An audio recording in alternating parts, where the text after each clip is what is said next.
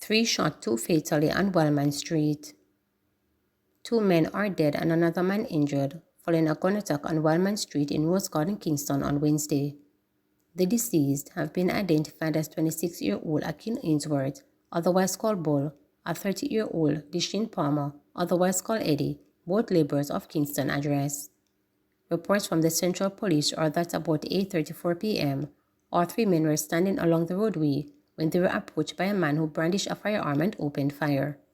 The police were alerted on the arrival of the lawmen. All 3 men were seen with gunshot wounds. They were taken to hospital, where Ainsworth and Palmer succumbed to their injuries. The other man was admitted for treatment. Investigations continue. St. James records first murder of the year. After recording the most murders of all parishes during 2023, the St. James Police Division has recorded its first murder for the new year. The dead man has been identified as 40-year-old Michael Shaw, a mechanic of Dundee, Maroontown address in the parish. Shaw was reportedly shot and killed by a lone gunman on Wednesday, January 3rd.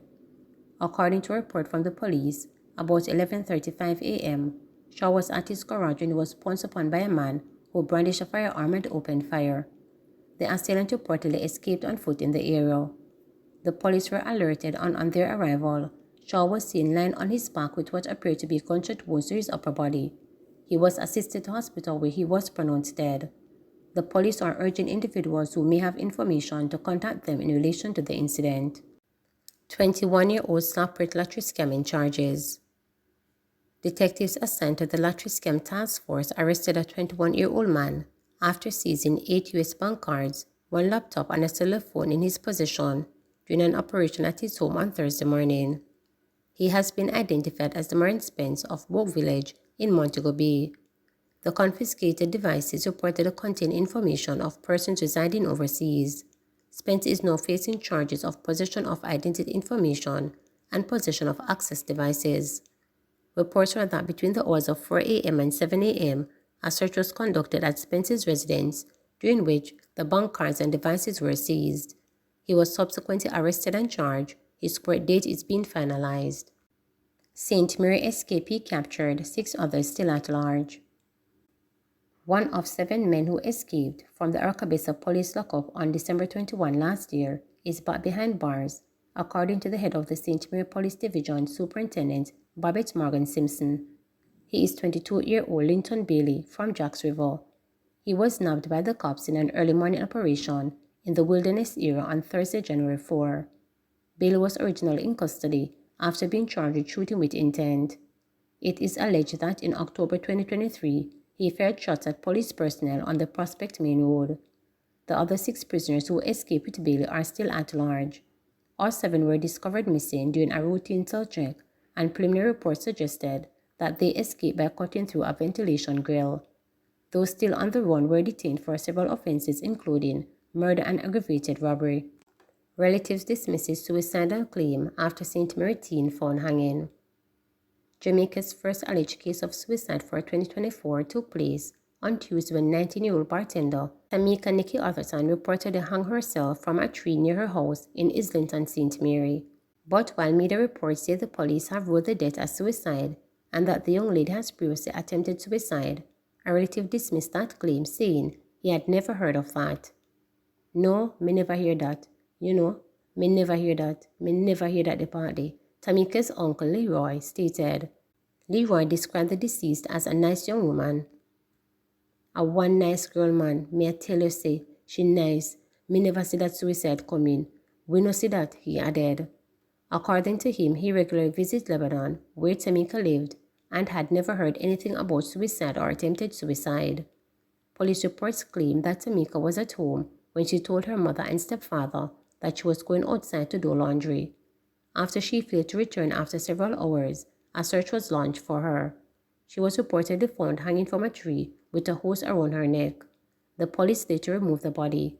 Investigations are ongoing. While the suicidal rate for 2023 was not available, 2022 had seen a 25% increase in suicides in Jamaica over the previous year. Church noise robs Christian neighbor of peace and sleep. A Westmoreland resident's dream of peace and quiet has been abruptly shattered by the unsettling symphony of loud noises, haunting late-night sermons, and relentless trumping of music. The source of this disturbance, the recent relocation of the Sacred Heart Spiritual Church of God to Barcay Street, Savannah Lamar, Westmoreland last November. Since November 5th, when this Pocomanian church decided to have a 2-week convocation, my life and that of my family has become a living hell. Sherman Harty Drummond, a teacher residing at her premises across from lands bought by the church. Harty Drummond, a Christian herself, said she had been grappling with the intrusion of disruptive sounds that not only pierced the stillness of the night, but have caused her several sleepless nights and shaken the core of the house she lives in. There are 3 other churches on this street, and this has never been a problem, she said. She also said that she resided at this current location for 5 years. The Sacred Heart Church is operating from a big tent from now, said the teacher. Efforts to get the JCF to force the church to adhere to the Noise Abatement Noise Act had proved futile, said the teacher, whose 75-year-old mother, a cancer patient, has been suffering through the disturbances as well. Arthur Drummond went as far as penning a letter to Senior Superintendent of Police SSP for Westmoreland, Wayne Joseph, asking for his intervention. However, individuals claiming to be in the know says the church is well connected, and that is why the police have not been able to come down on it as heavily as they wanted to. It is unacceptable. The fact that you are a church does not make it right, a well-placed source reported. The police have been known to shut down dances events in the parish due to loud and lewd music, and in some cases, threaten to seize instruments. I have made numerous complaints to the police. After their first night, I was not able to go to work the next day because they went up until 2 a.m., Harty Drummond shared, adding that after 5 calls to not only the Westmoreland Police but Air 1, a police team turned up, but after they left, the music was turned up again by the church leaders. The Westmoreland resident said after her letter to the SSP, a Constable Watson reached out, but there was no improvement, so she decided to record the nightly services and the sound it made in her house as proof. Harty Drummond said she made another report this time to an inspector by the name of Shirley, who tried his best. She went as far as the ears of the custos of the parish, Father Harcy Perrin, who confirmed knowledge of the incident but said he believed the matter had been resolved.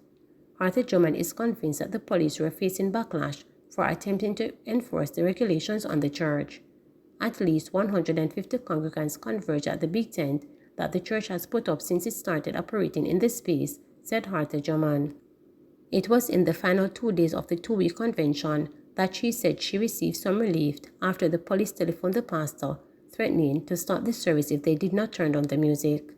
Harty Drummond said the church removed the tent after the convention, but last Saturday she noticed it was back. I called the pastor to ask what was happening, and they said they would be having watch night service leading up to New Year. New Year's night, she said the church had a service until 2 a.m. and she didn't complain. After the service finished at 2 a.m., the members congregated, chatting and laughing until 3 a.m. On Tuesday night, the church was back to its old self. At 10:25 p.m. when Harty Drummond spoke with the news team, the sound of loud drumming could be heard in her home. She said the church no longer needs a permit to operate on its own property, but owes it to the residents to allow them to live in peace. I went there to speak with them, and the members cursed me out. They told me that I can't stop God, and I must go lock up in my house and keep quiet, recounted Harty Drummond, describing her attempts, which had been met with hostility. Reporters made several calls to the church's pastor, Pastor McNeish, with whom Harty Drummond said she had been in dialogue. There was, however, no response. Efforts to reach SSP Joseph were also unsuccessful. No communication link between murdered teen and accused man. A communication data forensic analysis expert testified that prior to the murder of 15-year-old Shanika Gray, there was no communication link between her phone and that of the 2 men accused of her death.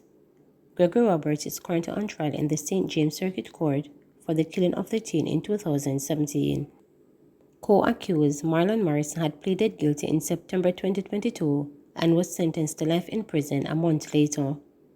The information came out during the testimony of the officer in charge of the Communication, Forensics and Cybercrime Division, of the Jamaica Constabulary Force JCF Deputy Superintendent DSP Good in court on Wednesday. DSP Good told the court that call data recorded received from Digicel, specific phone numbers and international mobile equipment identity were analyzed. Among the numbers are those belonging to Robert, his ex-girlfriend, Marissa and Gray. An IMEI is a 5 to 17 digital identifier that identifies the brand and model of the mobile and satellite phones. It also determines if an equivalent is valid. DSP Good pointed out that on January 29, the date in question, there was communication between the men. Marcy's mobile phone was later associated with Gray's phone. DSP Good explained that Marcy had placed his SIM card in Gray's phone and vice versa. Deputy Director of Public Prosecutions Andrea Martin Swaby asked DSP Good to clarify the association between the three numbers and Maurice Roberts and Gray. We're seeing where there is direct communication between Mr. Roberts' mobile number and Mr. Morrison's mobile number. There were no direct or indirect communication with Ms. Gray's mobile number, stated DSP Good during his digital and verbal presentation. During the trial against co-accused Gregory Roberts in December, Morrison under examination told the court that he received Shanika's phone from Roberts a day after her death. He said he had placed a SIM card in it and made 2 calls. Meanwhile, similarly to last month, there was a continued theme of malice between Roberts and his ex-girlfriend. On Wednesday, claims of Roberts' ex-girlfriend owing him money had given her came into another series of text messages between the two. At 10:06 a.m. on January 29, Roberts sent a text message to his ex-girlfriend. "If I did give you the money on my phone, I would leave you with it, but you demand it by telling me that you're coming to sleep with me because you know that that is what I want," the text from Roberts read. At 10:06 a.m., Roberts sent another text. "So, you took my money on the false pretense, and it is not going so." At 10:07 a.m., Roberts' ex-girlfriend replied, "Don't worry, baby, try your luck with me one more time." It came out in court in December that Roberts had reportedly boasted of making a sacrifice as he warned his ex-girlfriend to repay the money she had fleeced him. Then on December 14, it came out in court that Roberts had reportedly sent what appeared to be a threatening message to his ex-girlfriend, which suggested that he had killed someone and was willing to commit a similar act. DSP Good is the 15th witness to testify to date before a 7-member jury. He is expected to continue his testimony today. Please remember to subscribe, like, share, and click the notification bell for daily updates.